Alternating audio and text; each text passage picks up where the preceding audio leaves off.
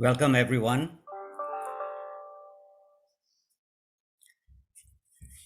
I'd like to welcome everyone to our webinar today. Good morning, California. Good afternoon, New York. Good evening, London. And a good late evening, Mumbai. Welcome to WZCC's webinar, Backable, the surprising truth behind what makes people take a chance on you, by Suneel Gupta and moderated by Cyrus Mistry. Let me tell you how this webinar came about. I was on Route 287 when I got an excited call from my friend Jungu Mistry in Houston. Edul, I just finished reading a book, Backable, and you should consider it for a WZCC webinar. I said, back what? And did not have the faintest idea what he was talking about. I said, Jungu, I can't hear very well. Send me an email and I will call you back when I get home. I spoke to Jungu, went on to Amazon, read the introduction, downloaded the book, and it was so exciting that I started working on getting Suneel as a guest speaker. Along the way, I found out that Suneel is on a professional speaking circuit and commands a high fee. However, it so happened that Jungu's son, Cyrus, and Suneel were in high school together. And now their children attend the same school in Michigan. Bottom line is, we are privileged to have Suneel address WZCC pro bono thanks to his special relationship with Cyrus and his love for Bawas. The webinar announcement highlights what today's talk is going to be about and describes both Suneel's and Cyrus's achievements. So I will not repeat it, but let me add a few highlights. The program will be moderated by Cyrus Mistry. Cyrus got 4 degrees in just 4 years. During graduation, the dean remarked that he has no idea how Cyrus deprived the university of so much tuition fees. Cyrus is an entrepreneur and risk taker. He joined Disney but left a cushy job to join a fledgling company with a funny name called Google, where he reached great heights. Recently, he also left them to join GoGuardian, a leading education technology company, as the chief product and operating officer. Cyrus is an avid squash player. He has jumped out of an airplane and run the marathon. He lives in Michigan with his accomplished and supportive wife, Prathima, son, Devin, and daughter, Shania. Now, coming to our featured guest presenter, Suneel Gupta. Suneel will explain why people who change the world around them aren't just brilliant, they are backable. Being backable is not about charisma, connections, or even your resume, but rather your ability to persuade people to take a chance on you and your ideas. The good news is that this quality can be learned, and Suneel will explain and teach us the 7 steps to becoming backable. Suneel is an entrepreneur, an author, a professional speaker. He ran for the US Congress and serves on the faculty of Harvard University. As if that is not enough, during the pandemic, he studied to become a yoga instructor, and he currently teaches yoga once a week. He is the host of a new documentary series for American Express. The program is like an Anthony Bourdain for entrepreneurship. So I think he'll be traveling the world to learn and explain each country and our community's attitudes and practices related to entrepreneurship. And amazingly, he even spent a summer in Mumbai working for Tata's, which, as you know, is a Parsi company. Suneel also lives in Michigan with his accomplished and supportive wife, Lena, 2 daughters, Sammy and Serena, and their golden noodle, Noe. With that, let me turn over the session to Cyrus. Thank you so much, Edul. I hope everyone can hear me all right. I'd like to start with a few words about Suneel. Okay, a few more words than what was already said. So I have been fortunate to know Suneel for a very, oh, there he is, good. For a very long, very long time, as he will attest. We did go to the same high school. We actually had some of the same teachers, which we were just reminiscing about last week, actually. And Suneel is not only super sharp, but he is very fun. He's a very kind person. He's also one of the most interesting people I know, truly, and I know a lot of crazy people. I think the part of what makes Suneel so interesting is that he has spoken to some of the most interesting people over the years.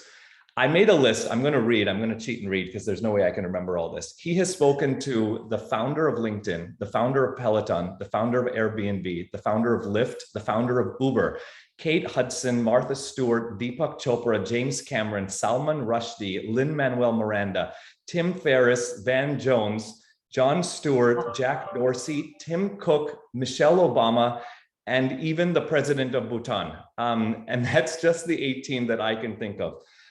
So suffice it to say, Suneel has a wealth of stories, perspectives, and insights from some of the greatest minds of our time. Now, before we begin, a friendly PSA, since I'm hosting, please add your questions to the chat in the Zoom. That's how we're going to be taking Q&A. I won't say first come, first serve, but you have a higher likelihood if you get your questions in as we're going instead of waiting for the end. Okay, so let's talk a little bit about Backable, about being backable. So I've read this book. This is the book, by the way, for those of you that haven't seen it. I've read this book twice. In fact, it's an amazing book. I read a lot. My wife and I even gifted several copies to young college students, which thank you, Suneel, you signed them. Kids that are just starting out in life, because it has so many great tips that I wish I knew early in starting out in life. It's one of the few books that I've read start to finish in one sitting, which is true. And I think it's because you are such an incredible storyteller, which I think everyone here is going to witness today. So let's get started. So what got you interested in the topic of being backable? Why did you write this book? Yeah. Hello, everybody. Cyrus, thank you so much. And Edul, thank you very much for the warm introduction. And Jangu Anu, I think that you are both on as well. Cyrus's parents, thank you for including me in the community. And Cyrus is just such a good friend of mine, and it's an honor to be doing this with him. So what got me interested? Well, some people write a book because they're an expert on a topic. And some people write a book because they need to learn a topic. For me, it was very much, I needed to learn this topic. What I was finding, and that many people I think can identify with, is that, you can have a great idea. You can be the right candidate for a job. You can have a brilliant vision for a product, and you can still be dismissed. It happens all of the time, right? The best candidates for jobs don't always get the role. People with great ideas inside companies don't necessarily take those ideas to the top. Airbnb was thought of by the hospitality industry before Airbnb, right? Blockbuster thought of Netflix before Netflix. The banking industry thought of Venmo before Venmo. The point is that inside all these companies, you always have these ideas floating around, but there's a difference between coming up with a great idea and getting people to believe in it. And that goes for you too, right? You are an idea ultimately. And so for me, I was not having much luck with that. I had ideas for companies. I was not able to get investors on board. And then one day I receive a phone call that changes my life. And basically it was an embarrassing phone call to receive because it was a conference organizer. And she says, hey, you have been nominated twice to speak at our conference. And I said, well, that's wonderful. What's the name of the conference? And she says, FailCon, which stands for Failure Conference. So I literally got nominated twice to be a keynote speaker for a conference on failure. And so I'm on stage and I'm giving this speech, and I didn't realize this at the time, but there was a reporter from the New York Times in the audience. So fast forward to a full-length article on failure with literally my face as the cover of this article. And this is 2013. The story goes viral. So literally, Cyrus, I'm not kidding around. You literally could have Googled the word failure at the time, and my face would have been one of your top search results. And so it's an embarrassing moment for me, but a pretty wise friend of mine, even wiser sometimes than you, Cyrus, and you are very wise, says to me, listen, why don't you try to use this article as a gift in some way? And he reminded me of this parable that I think we kind of grew up with, which is that whenever you feel pain, there are sort of two arrows that are fired, right? The one arrow is the arrow that causes you pain, makes you feel embarrassed or makes you feel shame. But the other arrow is what you actually do with that pain. Can you turn it into something? How do you make meaning out of it? And the way that I decided to make meaning out of it is I started to email all of these people that I admired, from Oscar-winning filmmakers to celebrity chefs to leaders of iconic companies. And what I would say in the email is I would say, as you can see from this New York Times link below, I don't know what I'm doing, but would you be willing to grab some time and give me some advice? And the response rate on that email was extraordinarily high, much, much higher than any of my outreach before. Whenever I was emailing people saying, "Hey, I'm trying to succeed, and I need your help," that would have an okay response rate. But when I started emailing people saying, "Here's how I failed. Here's an article about how I failed, and I could use your advice," it was extraordinary how many people responded to that. And part of the reason for that is because I think that when we look at people we admire, what we typically see is a nice biography, right? What we typically see is their LinkedIn profile. But what we don't see is all of the misses, all of the setbacks, all of the failures along the way. But oftentimes when you can sit down with somebody who's reached a point of success, what I have found that they're eager to talk about is the fact that failure is not necessarily the opposite of success, but failure is a pathway to success. And what you learn from those failures matters much more than anything else. As Bill Gates once said, success can be a very lousy teacher. Failure can be the most important teacher of your life. And what they learned when I started to really dig into what they were learning from those failures, but the most important thing that continued to stick out to me was that they didn't just learn how to come up with great ideas. They learned how to sell those ideas, right? It wasn't just, I have a great idea and therefore it should exist. It was, I have a great idea. Now I need to make other people believe in that idea. And the trick of it is, the hardest thing that I'll say is that the newer an idea, the less obvious an idea, the harder it is to get people behind it, right? And yet at the same time, we know the world relies on things that are not obvious. We know that progress relies on things that are different. So for anybody who considers themselves to be innovative at any age, you have to find a way out of that little trap, which is that you want to come up with new ideas. You want to come up with things that are not obvious. But the less obvious it is, the harder it is to sell. And this book, the reason that I wrote this book was to help high integrity people who have good ideas, help them bring those ideas into the world. I love it. So this is especially useful for, of course, this WZCC, this group of entrepreneurs, anyone that is an entrepreneur, anyone that has an idea that's innovating. But honestly, it's more broadly applicable, right? I mean, the audience for this book is really anyone. It's almost anyone that wants, there's so many general tips in here. It's almost anyone that wants to sell anyone on any idea, like selling your wife on, we should really, move to Paris, like that kind of thing, right? Yeah, absolutely. I mean, so again, getting back to failure for a moment, the part of the resume that Edul was kind enough not to talk about was the fact that I convinced my wife to move to Michigan so that I could run for political office. So this was in 2017. After the 2016 election here in the United States, I decided that I'd been sitting on the sidelines for too long, and I was living in Silicon Valley. I was living in San Francisco, working in Silicon Valley. And my wife, had a nice job out there. She's a reporter. She was working for Fortune magazine. So one day I say to her, I would like to move back to my hometown in Michigan, and I'd like to run for public office. And she says to me, I hate that idea. I don't want to leave San Francisco, and I don't want you to run for public office. And so what happened was this thing, Cyrus, that I know that you and Prathima can understand, which is we had a back and forth, right? I wanted to do one thing, she wanted to do another thing. We couldn't necessarily agree as a married couple.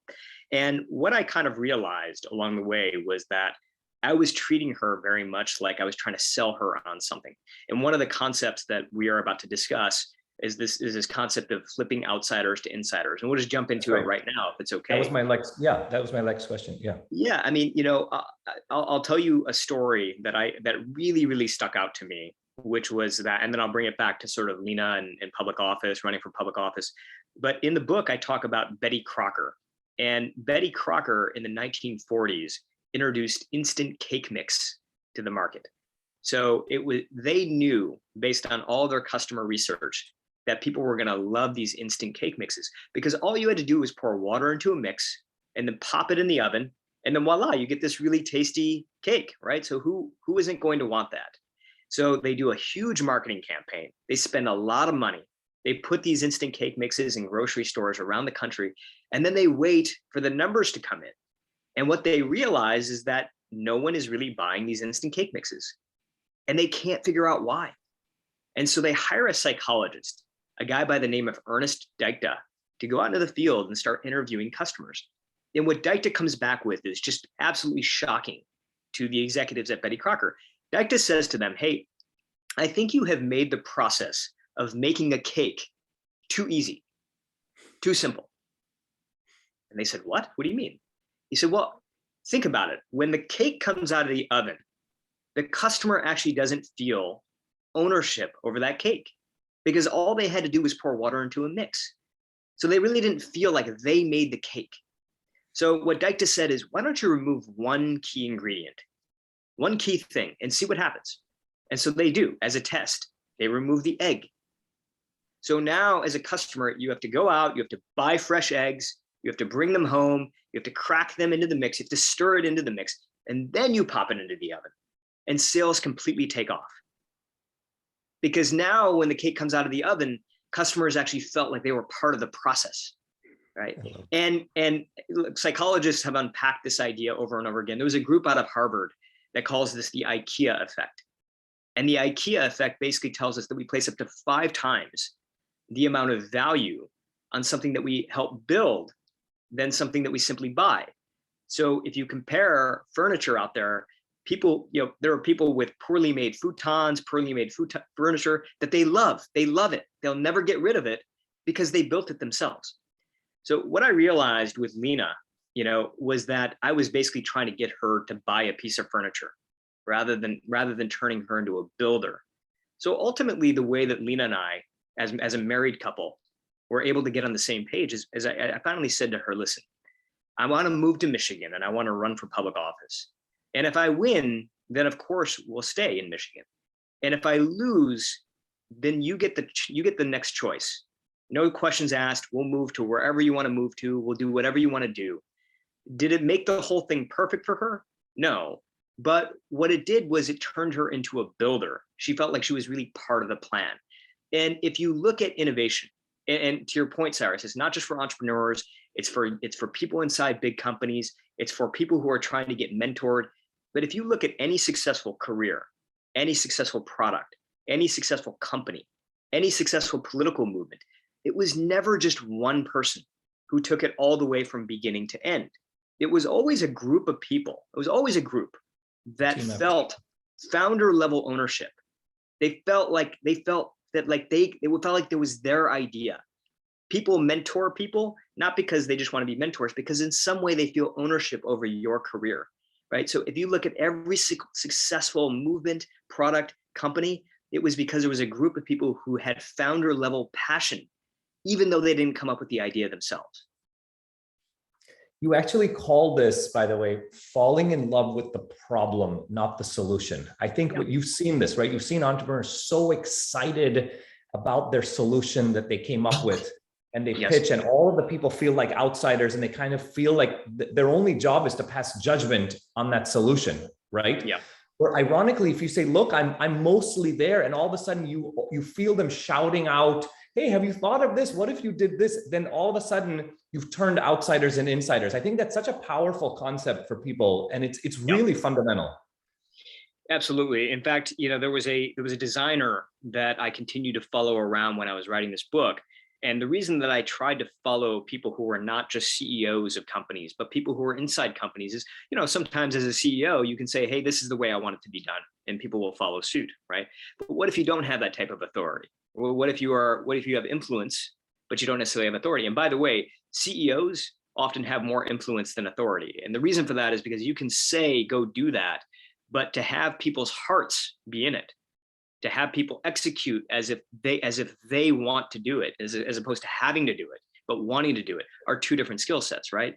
And you can get people to have to do something, but to get people to want to do something is very different. But the reason that I wanted to follow people around who weren't CEOs is because they're trying to steer lots of different people, right? So the designer that I actually one of the designers I followed around was working inside big companies like Microsoft. And then he went to Google when Google was a big company, Cyrus, as you know, and lots of different people, lots of different decision makers, right? And now it's not just as easy as a startup where you can say, let's go do that, and everybody does it. You have to convince everybody around you. And this guy was very, very good at that. You know, everybody I talked to, I said, who is somebody who is just very good at getting other people behind an idea? And everybody pointed me to this guy, Jake. And so finally I went to Jake and I said, how did you get so good at this? And he tells me a story. And the story is that when he was early on in his career, what he would do as a designer is what pretty much I think every designer does, which is you walk into a room and you bring with you your designs, right? And usually they're pixel perfect, they look really good. And he would project these designs on a screen. And then he would say, what do you think? And typically people around the room would say, I don't know. I'm not sure about that. I'm not sure about that. I'm not sure about that. And it would poke so many holes in his ideas that by the end of the meeting, it felt like he was further behind than when he actually started. And that was kind of the course of his career. And it made him really frustrated, right, as a designer. But then one day he's on his way to a meeting and he realizes that he does not have his laptop with him. He's literally forgot his laptop. And so he walks into the meeting. The meeting's already set, so he can't cancel it at the last minute. It's a packed room. People are sitting around the table. So he says, listen, I'm sorry. I forgot my laptop. I don't have the designs with me. But why don't I just draw the idea on a whiteboard? So he literally picks up a white erase marker, right? Whiteboard erase marker. And he starts to draw his designs in black and white. All of a sudden, the people inside the room get up out of their seats. They stand alongside him at the whiteboard and they start drawing with him. So now all of a sudden, all these people inside the room that used to be the sort of critics, all of a sudden turn into the collaborators.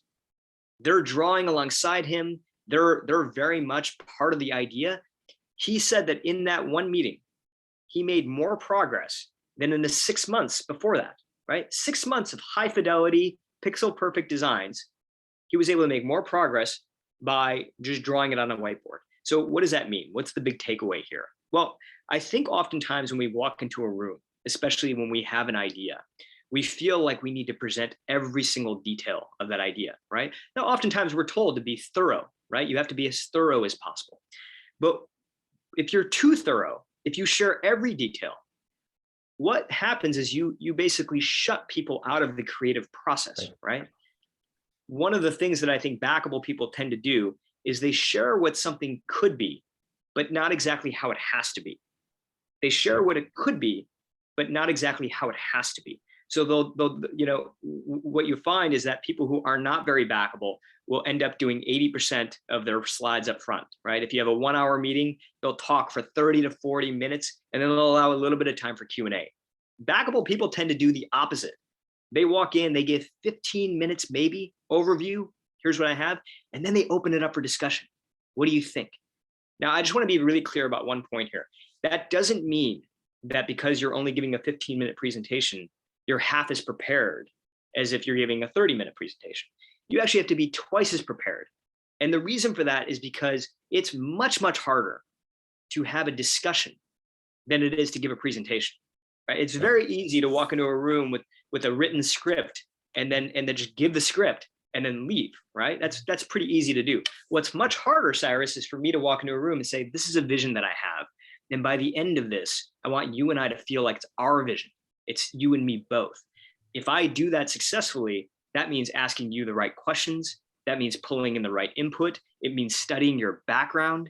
It means knowing how you can fit into the plan. So it takes a lot more preparation to have a productive discussion than it does to give a productive presentation. And what we find from backable people, the most backable people, is they're always the people that are sharing what it could be up front, but not exactly how it has to be. And it's very counterintuitive. It's very counterintuitive to not feel like you need to have an extremely polished product that you're showing people, because these people really want to show, so I love this. So you have an interesting phrase where you say, go beyond Google, which, I just did, and bring to the table an earned secret. Could you talk about what you mean by that? Yes. So one of the people that I studied for the book is a guy named Brian Grazer. And Brian Grazer is he's a pretty extraordinary person. He's a filmmaker, but he also runs large companies. He has over 130 Emmy Awards. He has dozens of Oscars. So he has had a successful career. But what's interesting is that he also invests in companies and he runs large teams. And so when I went to go see him, this was before COVID, before the pandemic. When I went to go see him in Beverly Hills, I'm sitting in his waiting room, and there are people in the waiting room, and they were there to pitch him on all sorts of different ideas. And what I realize is that, everybody in the room is very nervous. They're very anxious, right? So when I go back to see him, I start my interview with him. I say to him, Brian, there are a lot of nervous people out there right now waiting to pitch you on various ideas. If I could have given them one piece of advice, just one thing, before they came here today, one way to prepare on how to really effectively pitch you, what would it be? What would that one piece of advice be?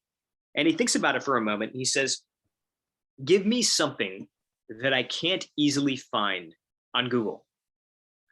Give me something that is not easily Googleable.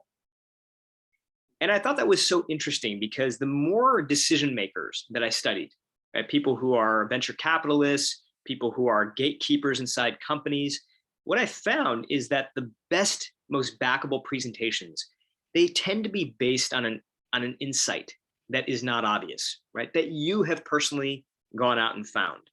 And I like to call these earned secrets.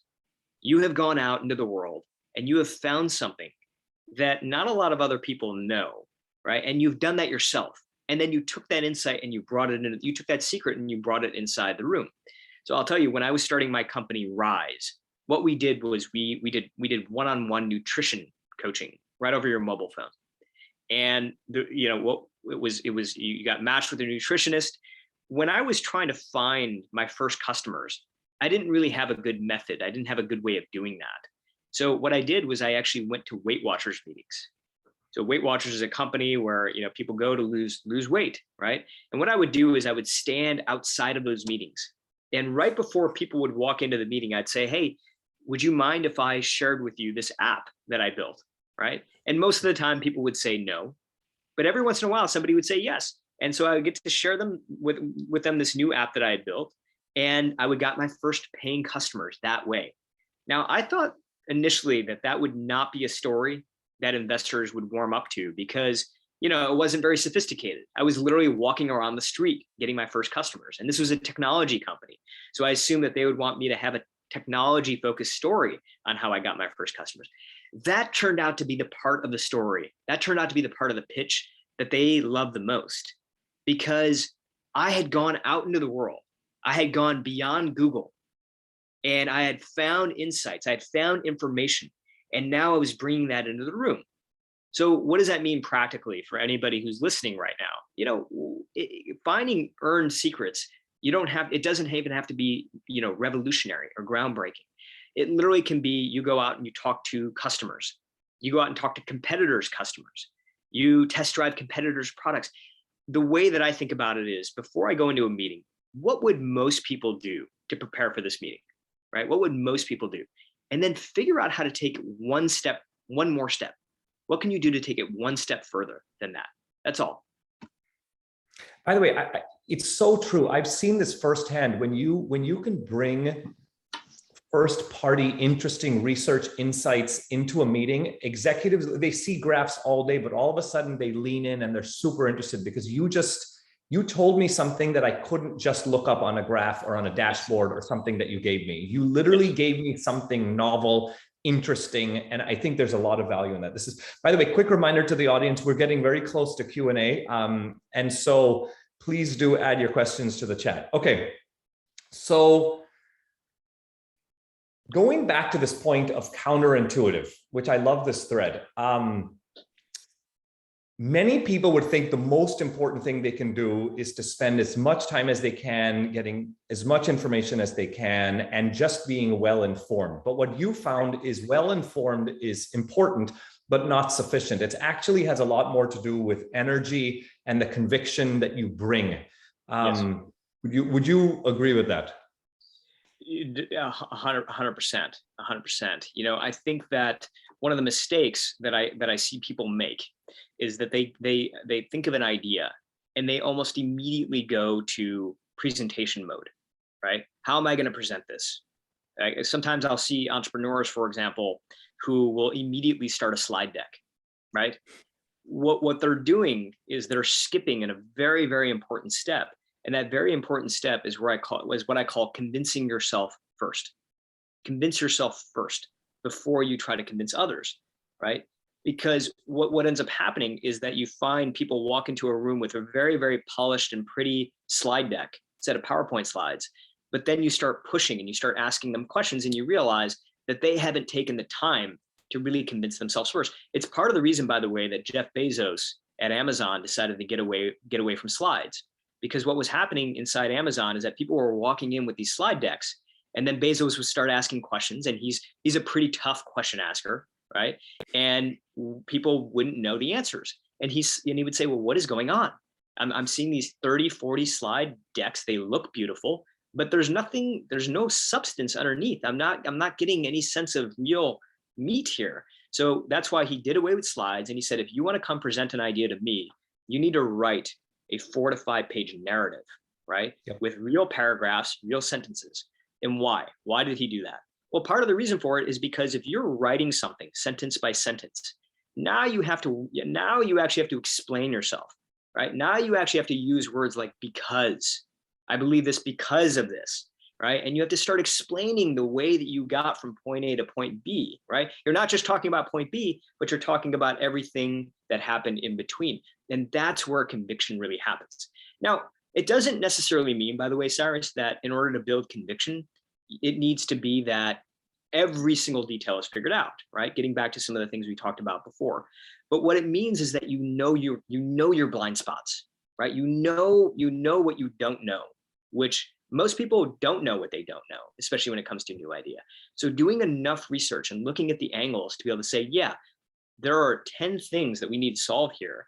And 7 of them we feel pretty confident about. These 3 we're not sure about, but that's why we want to go do it. And I want to lay those out right away. You know, one of the clearest things that I think Backable people do is that they've studied the idea enough themselves that they're able to steer into the objections of the idea.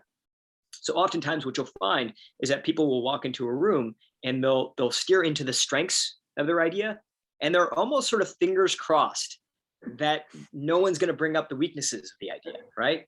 So they're just kind of hoping that it won't happen. Whereas Backable people, what they do is they not just talk about the strengths, they're the ones who actually point out the weaknesses. They'll say full disclosure. So Reid Hoffman, the founder of LinkedIn, he was raising money for the company in 2003.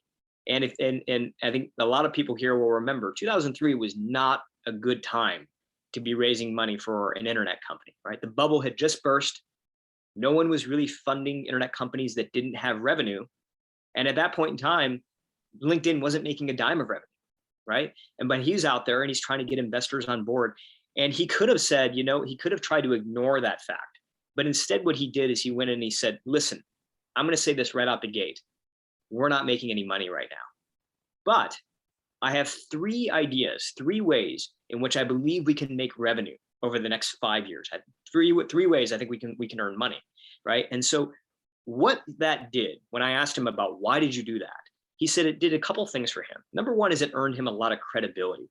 When you can steer into the objections of your own idea, you all of a sudden become much more credible than somebody who's simply just talking about the strengths of their idea.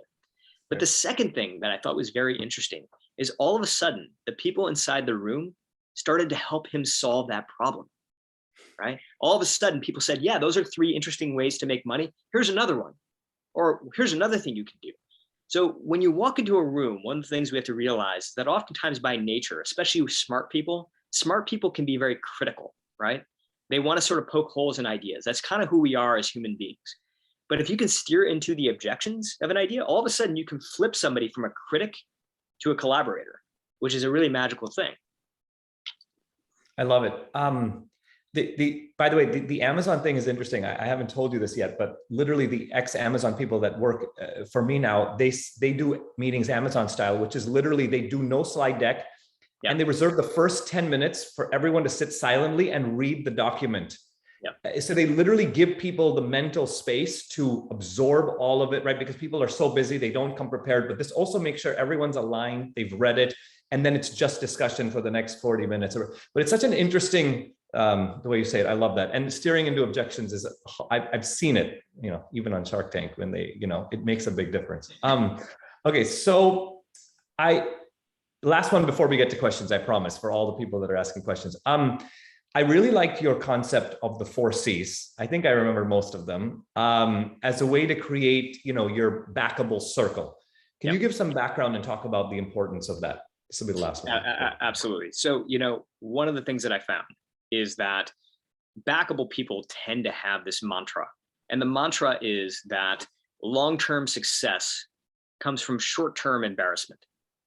Long-term success comes from short-term embarrassment.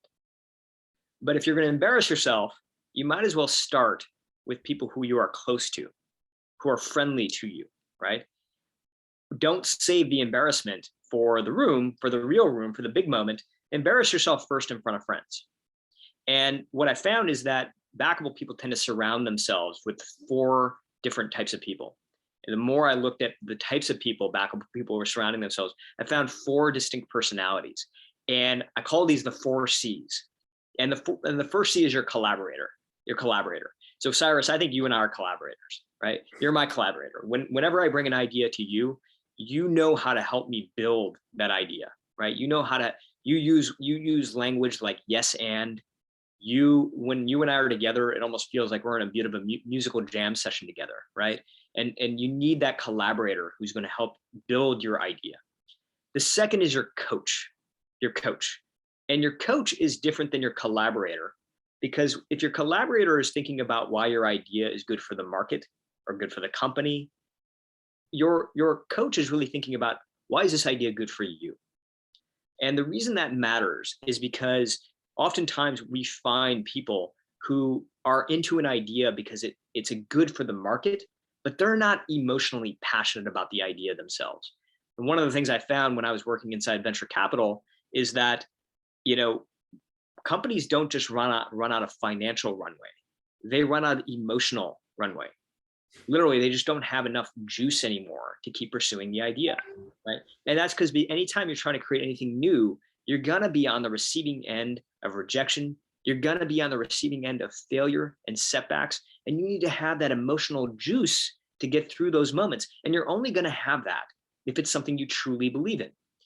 Martin Luther King, when he was stepping into his leadership role in the civil rights movement, he was only in his early 20s. It's really unbelievable. When he gave his I Have a Dream speech, he was 26 years old. It's remarkable how young he was. One of the stories that I love the most is that he went to his mentor, a guy named Howard Thurman. And when he was trying to figure out whether he should step into the role, and he said to Howard Thurman, I think the world needs this movement right now.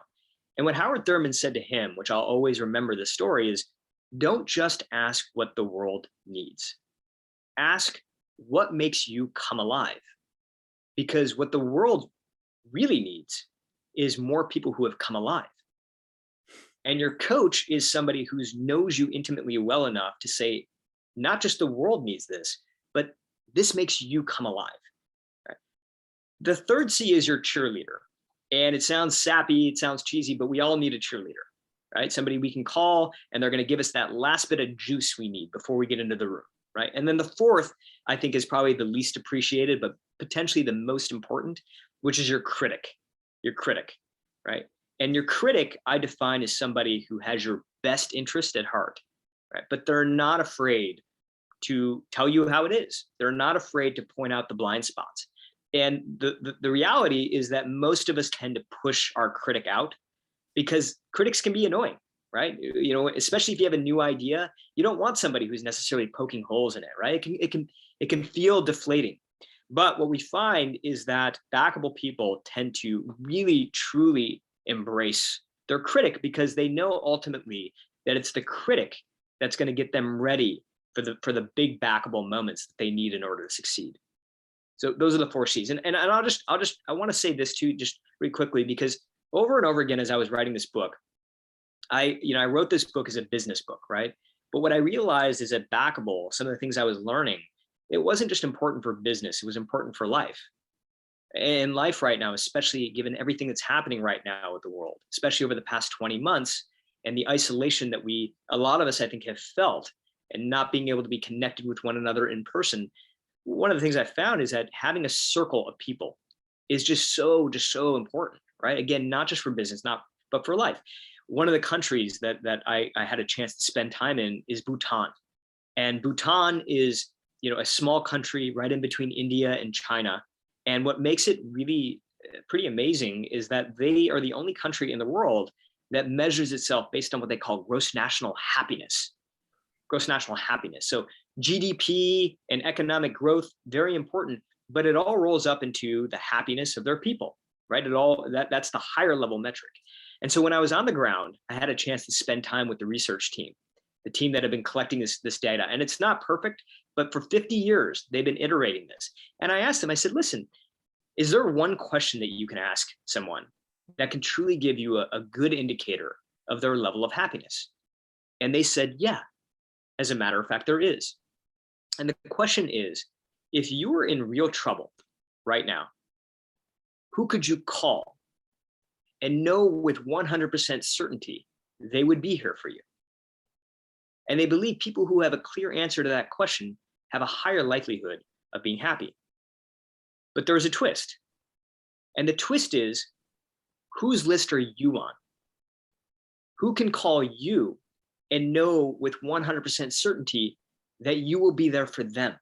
And they know that. And people who can answer that question clearly have an even higher likelihood of being happy.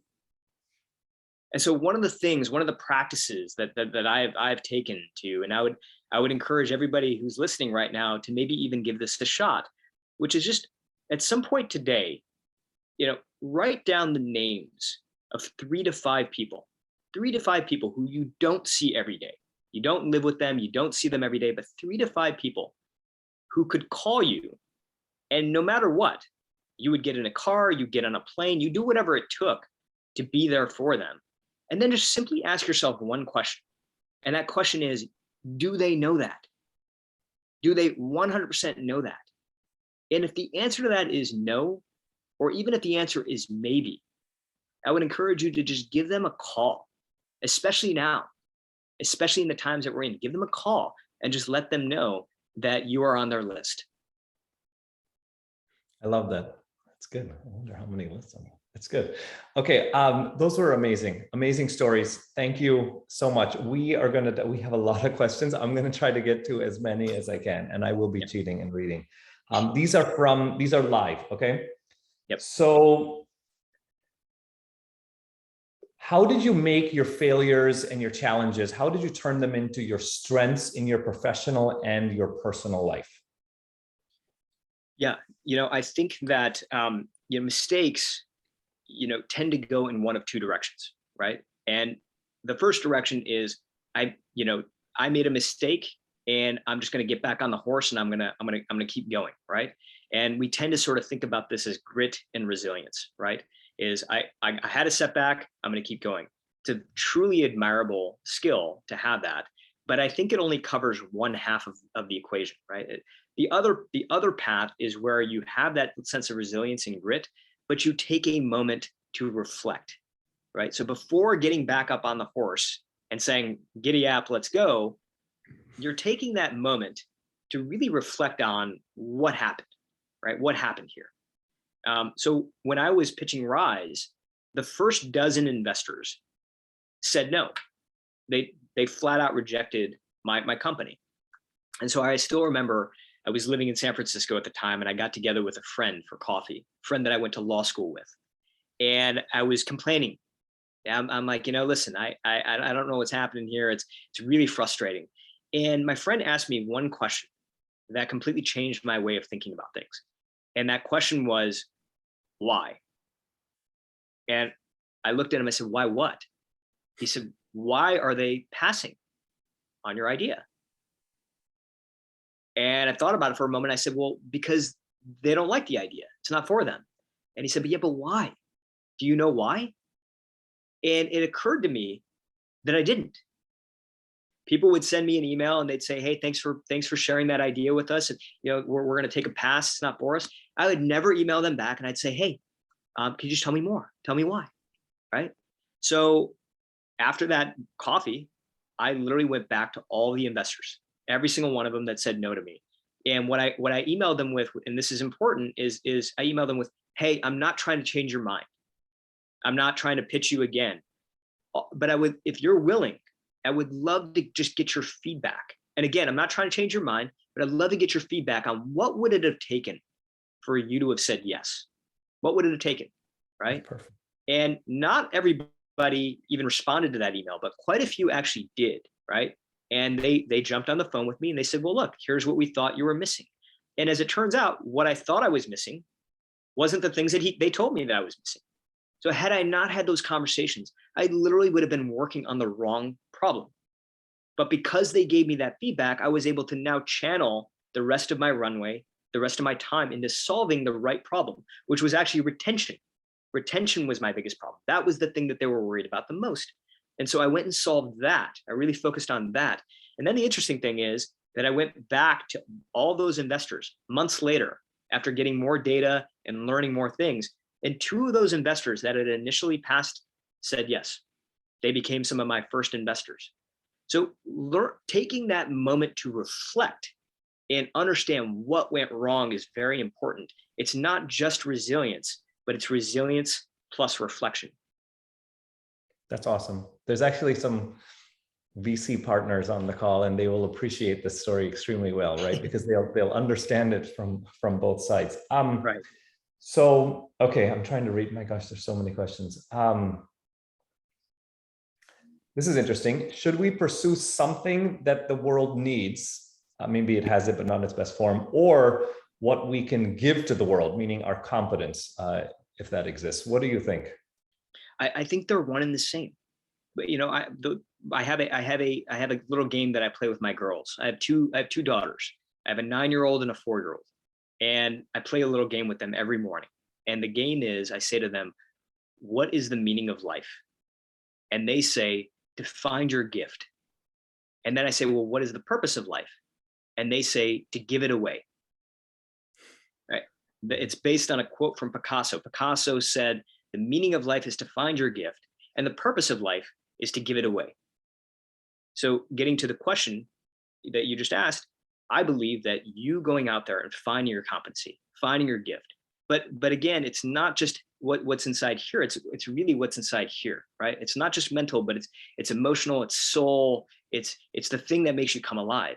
And finding that thing, and then sharing it with the world is the greatest gift that not only you could give yourself, but to give everybody else. That's awesome. That's so good. We should end there. Okay, so no, we can take two more. So given you are this is a good question for you since you are an angel financer. Do angels, venture capitalists, private equity, do they focus only on the creation of economic value, or do they also take into consideration the creation of social and intellectual value, the give back? Like, how important is that? It's a good question. Yeah. I mean, I wish we had more of the latter. Right? I wish that we had more of that. The reality is that I think right now, I would say it's probably, in my experience, it's probably 80% of, is this creating financial value? Like, this is the business that we're in. We want to create financial value, and oftentimes we have investors and limited partners that we need to show numbers to as well. And so, it's not necessarily that, there's blame to be assigned for them thinking that way, but more there's admiration, I think, for the 20% that are really starting to go beyond that and look at the double bottom line. And it's interesting because I don't write large checks. I'm a smaller angel investor, but years ago I got approached by somebody who was starting a company, and it was a meditation service. And he said, listen, this is something I think the world really needs right now. And to be honest with you, I didn't believe that. I didn't know whether this was going to be something that was going to be of economic value. All I knew is that meditation had truly helped me, right? It had helped me become a better person. It helped me become a better entrepreneur. It helped me become a better father and a better husband. And so I believe that the world could really benefit from this. But economically, I didn't know if a meditation service was going to do well. But I ended up investing a small amount in this first round. And today, here we are, just a few years later, and Calm, the company Calm that I invested in, now has over 4 million people that use this service every single week to meditate. 4 million people. And many of those are paying customers. It's doing very, very well. It's a multi-billion-dollar company, right? And by the way, people who are meditating, these are not Buddhist monks, right? These are executives, these are athletes, these are musicians, incredibly busy people that are taking time out of every day to meditate. And I believe the reason for that, by the way, Cyrus, is because we're starting to get to the point, an awakening, I think all of us in the workforce, in life, we're beginning to realize that we are not just information, but we are energy. Every time you walk into the room, the way that you and I are corresponding right now, we're not just corresponding with information. Right now, we're corresponding with energy. You're detecting my energy, I'm detecting your energy. But oftentimes when we walk into a room or we get in a meeting, we just focus on the information, and we kind of ignore the energy, right? So what I think that smart, backable people are starting to realize is that taking a few minutes, taking just even a couple of minutes before you walk into a big moment, not to cram last minute information inside your head, but to literally just take a couple of moments to do nothing, or to breathe, or to meditate, can be as impactful to your performance than literally all the preparation and practice that you did up until those final moments. I can say firsthand, I've tried a lot, I've tried Headspace, I've tried a lot of the different ones. Calm is absolutely amazing. It's by far my favorite. It's really, really well done app for those of you that haven't tried it. Yeah. So we are at 5 minutes to. I'm going to ask you if you want to take a few minutes, any closing thoughts you'd like to leave people with.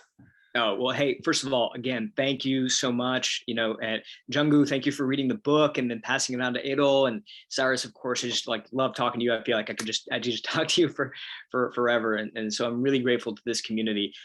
I think that I continue as I'm out there talking to executives and companies and students. I continue to get asked, hey, is there one insight? Is there one big thing that really sort of changed for you? And from writing this book, and the answer is absolutely yes. And the biggest thing that changed for me is that I really always felt that courage led to action. Right? You build enough courage, and that will lead you to action. But what I realized after studying backable people, right, extraordinary people from all around the world, is that it's actually the other way around. Courage doesn't lead to action. Action leads to courage. Right.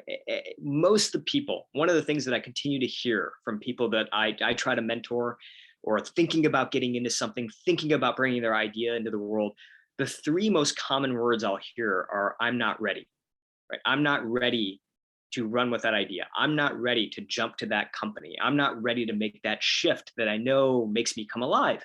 But the thing that I realized over and over and over again is that if you look at the most extraordinary people in the world and the things that they did, none of them were really ready.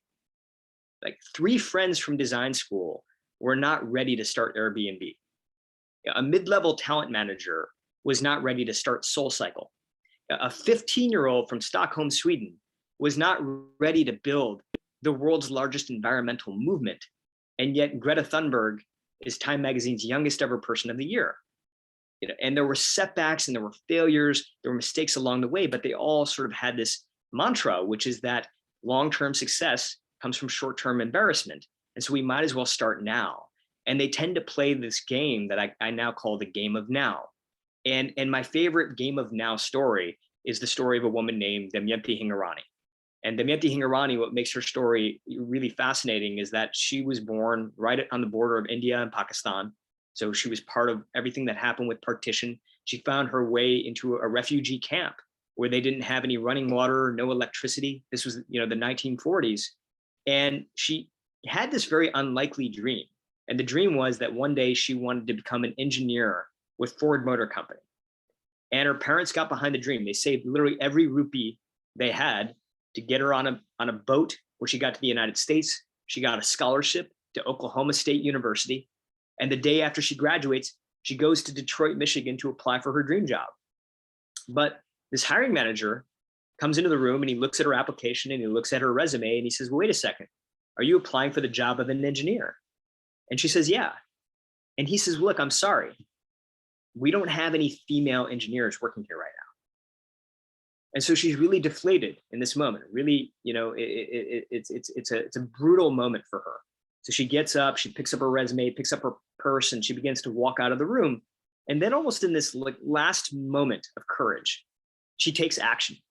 She turns around, she looks at this hiring manager and she says to him, look, things are changing right now.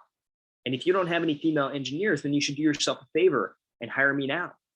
And she shares her story of all the sacrifice that it took for her to be in this room, right? To be in this country, to be in this city. And it was in that moment, this backable moment, that this hiring manager is so inspired that he goes out and he fights with his colleagues. He fights with his bosses. And in 1967, Damayanti Hingorani becomes Ford Motor Company's first ever female engineer. And the reason that I love that story is because it inspired so many people. It inspired other women in the workforce. It inspired other immigrants who were also hoping for a better day. And it inspired me because Damayanti Hingorani is my mom. That's my mother. And if a hiring manager from suburban Michigan hadn't taken a chance on a refugee from the other side of the world, then I wouldn't be here right now with you, Cyrus, to tell you her story. And so if I could leave everybody with one note, one message, it would be that, as we go out into the world, especially now, let's not only work to make ourselves more backable, but let's find good people and let's help them become backable. Because sometimes the easiest way to make your mark on the world is to give someone else a chance. So thank you so much. I really appreciate it. Thank you. Thank you so much. Thank you, Edul. Thanks, everybody. Okay. So I guess we have come to the end of the program. So, wow. Thank you, Suneel. Great. Boy, was that interesting. We learned what not only the financiers, capitalists are looking for. The same principles would come into play if you were applying for a job, a scholarship, an audition, contract, raising funds for nonprofits, almost anywhere. If you follow the steps of becoming backable, as explained by Suneel, you'll get a head start, and you can thank Suneel one day for giving you that edge. So Suneel's learnings, you do not need luck. You have to make your luck. That's the way I see it. So Suneel, on behalf of the 140 people who attended your session, I would like to thank you from the bottom of our hearts. Thank you also, Cyrus, for moderating the session superbly, and Yazdi Tantra for hosting the Zoom meeting from India. Suneel, your extremely kind and meaningful gesture to provide us with invaluable guidance is unmatchable. We salute your accomplishments and wish you the very best for the future. As a token of our appreciation, we'd like to present you with a book called Like Sugar in Milk. It's by an Italian journalist, Michelin Bremo, who traces the culture of once refugees, the Parsi Zoroastrians, essentially with pictures and images. So these are some of the images. You may or may not be able to see it, but I'll have it to you. You should have it in the next 2-3 days, and we appreciate that very much. Thank you very much. I really appreciate that. Thank you. Yeah. Thanks everyone for attending the fabulous presentation. Goodbye, and wishing everyone all the very, very best.